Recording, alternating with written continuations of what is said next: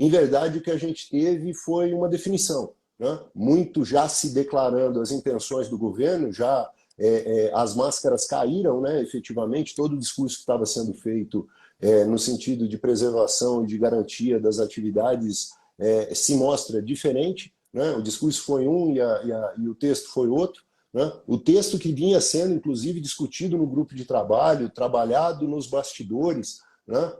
Que eu tive a oportunidade de ver na segunda-feira, o último texto antes da alteração, né? Não tem nada a ver com o texto que foi publicado, né? Retiraram ali a fórceps, a transferência de competência do Exército para a Polícia Federal para cuidar das armas dos CACs, por decreto, até em razão daquele vazamento na quarta-feira, né, Fabrício?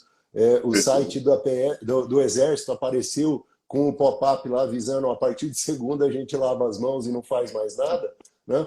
Como aquilo chamou muita atenção, despertou muitos enfrentamentos, né? E o pessoal já disse que isso não tinha cabimento, eles retiraram a fórceps aquilo ali e o texto ficou meio Frankenstein, né? Tiraram só a parte da competência e mantiveram um monte de menções a atribuições da PF que ela não tem, né? Então, quem lê sem saber desse bastidor, né, não está entendendo. E muita gente me manda mensagem, deve estar mandando também para o Fabrício, né? Olha o Marcelão aí chegando, dizendo assim, Lara, eu estou lendo e não estou entendendo, eu estou na terceira, quarta leitura e não faz sentido, né? E realmente não faz sentido. Mas, em verdade, ele acabou destravando algumas atividades. A gente estava com suspensão de venda de insumos, né?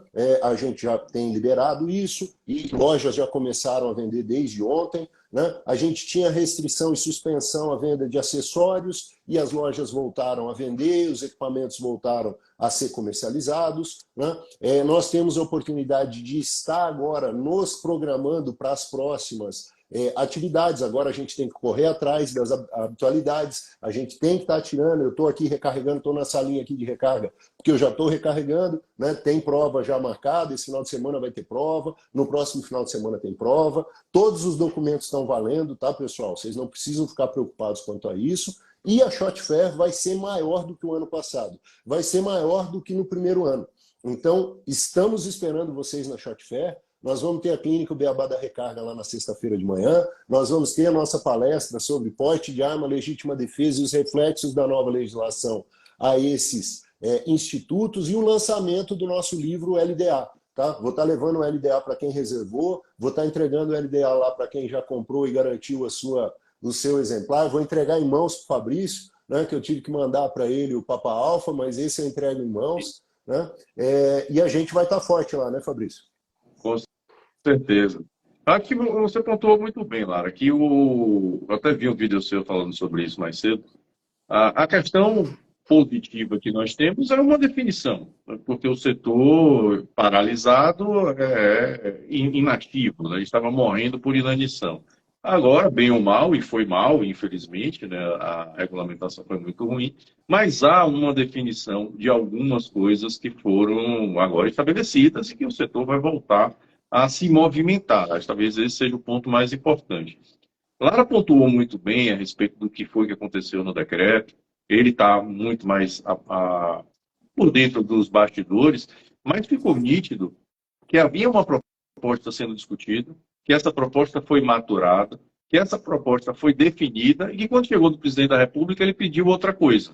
Ele pessoalmente solicitou que a diretriz a ser adotada fosse outra. E logo na sequência ele deixou isso muito claro, quando ele disse que o objetivo que ele pediu ao ministro da Justiça foi que acabasse com a maioria dos clubes de tiro.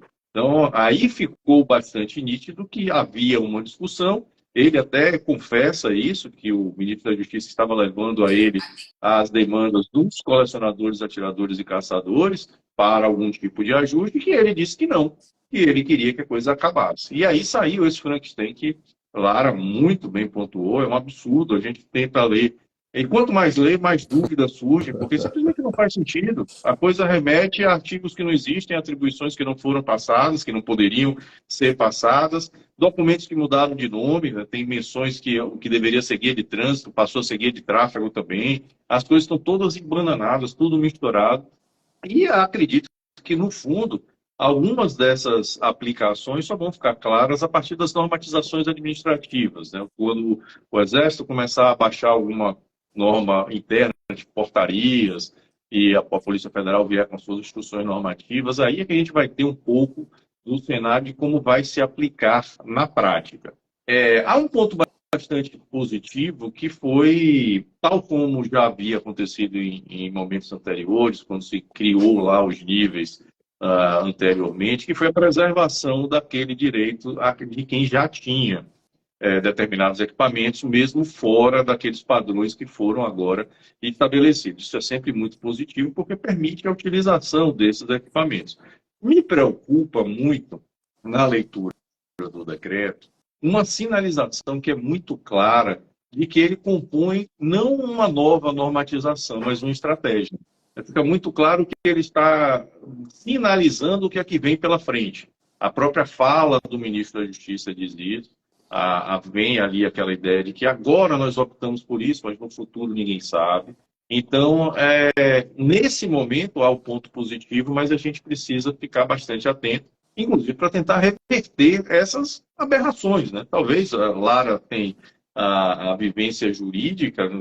Eu não tenho lembrança de um decreto se embananar tanto em inconstitucionalidades e ilegalidades. É um negócio que você começa a ler e fala, já está tudo errado. E na hora que o próprio presidente da República diz, olha, eu pedi para fechar os clubes de tiro, ele diz, meu decreto é inconstitucional, porque o artigo 217 da Constituição diz que ele tem que fazer o contrário. Ele tem que fomentar a prática esportiva. Então, você diz, eu vou fechar o clube, pronto, já está inconstitucional para derrubar. Ele já desviou a finalidade do ato, é uma aberração jurídica, uma excrescência jurídica, como eu venho chamando esse decreto. Mas sim, o setor não morreu, é possível sobreviver, os direitos estão preservados, a gente vai voltar às atividades, os clubes estão tendo frequência maior, e aí, num momento desse, a chegada, né, a JFE já na próxima semana, já traz aí uma movimentação ainda maior, né, até como uma expressão de resistência, né? Estamos vivos e não só sobrevivendo, mas expandindo e buscando alternativas.